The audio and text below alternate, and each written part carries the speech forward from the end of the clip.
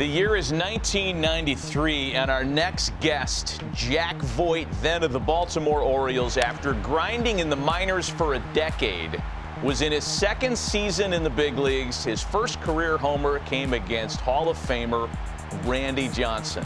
Yep. I cannot imagine the thrill. Jack spent almost a decade in the big leagues. High-fived him right there. You see that? Was that you? I was the next hitter. Woo!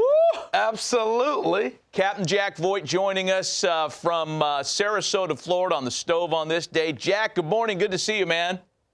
Oh, good seeing you guys. Thanks for having me on. Did you get the ball or any memento or any souvenir from that moment, your first big league homer against the unit?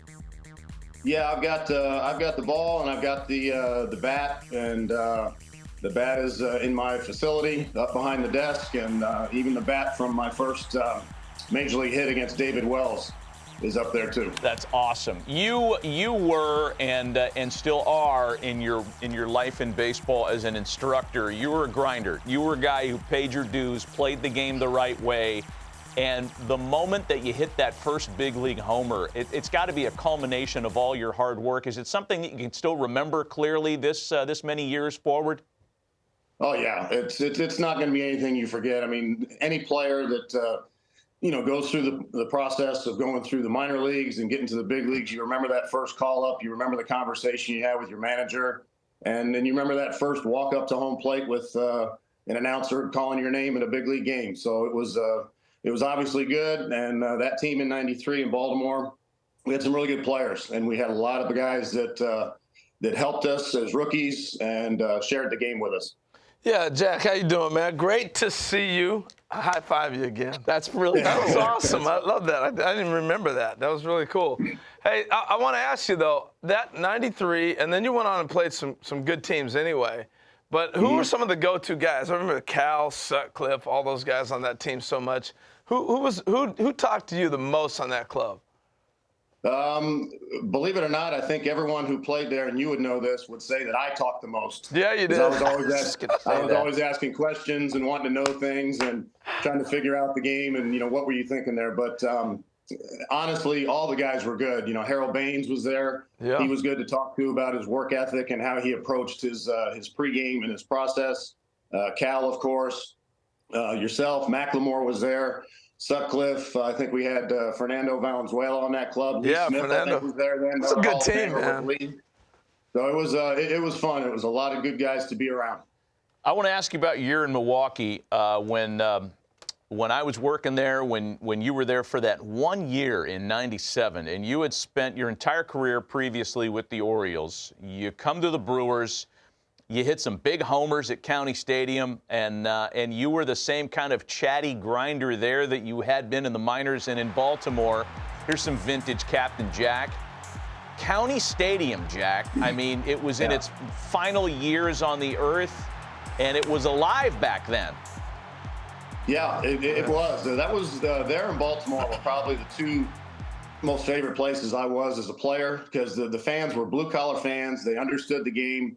They liked the guys that were grinders, and if you did mess up, they couldn't stay mad at you very long as you hustled and did your job. So it was fun. And even that team in Milwaukee, the biggest thing I remember there besides the guys was listening to the cranes driving all those pilings for the new ballpark out in center field all summer. Yeah. Oh, yeah, that's right. They were building a new stadium. Construction. So, Jack, now you're an instructor, and you've played in the big leagues. You grinded your way, as we've well documented this morning.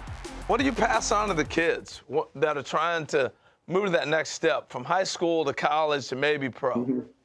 Well, it's a pretty simple process, really. And, I had the chance to play and do it and do those things. So I've got some knowledge, and I understand the struggles that it's going to take. And you're going to have to learn to fail if you're going to want to succeed in this game, especially as a hitter. So the main thing is learn yourself, understand what you are capable of doing at that time. If you're a contact hitter and you need to keep the ball out of the air, learn how to do that. Barrel the ball up, be consistent to put it in play. Doesn't mean that later down the road, as you get bigger and stronger and more experience and you grow, that you can't become, more of a middle of the lineup or an RBI or home run hitter. But in the meantime, do what you can do, and just make sure that you're that type of player. Yeah, I think that's the thing I see with a lot of the younger kids, 10, 11, 12 years old. We're all trying to act like they're Aaron Judge. It's like, hold it, Yeah. time out. Make contact, basic, simple stuff. The power stuff will come later. Yeah, and that's what we try and stress at our facility. I've got some good instructors with me. Mike Ullman, who was a catcher in the big leagues for a little while with the Blue Jays. I've got another guy who was a teammate on 93, Leo Gomez, lives down here now. Wow, Leo. And Leo is here in the facility teaching. And, we've got good instructors that have gone through it and had to go through the process. And as long as the kids understand that you are going to fail, and that if you learn from the failure, that's what's going to make you a stronger player. But you're right, Harold. You can't hit homers until you learn to barrel the ball first, and you've got to be consistent at doing that. Jack, we're going to take a quick commercial break, and we know you're going to stay with us because we've got you on the other side of the break. And I think what might come as a surprise to some fans who remember Jack's career is that his daughter is, Jack, no offense, possibly going to be more successful than you or any of us in life. I hope so. And we're going to talk to Jack's daughter, Noelia, and tell you about what she's doing these days. Look at that, man. Right out of 90. You guys both still look good, by the way. Not bad. You look a little jacked there, Harold. I was yoked, man. Come on. That's what I was Are we lifting sure weight. that's not Mark McLemore wearing your jersey? Could have been.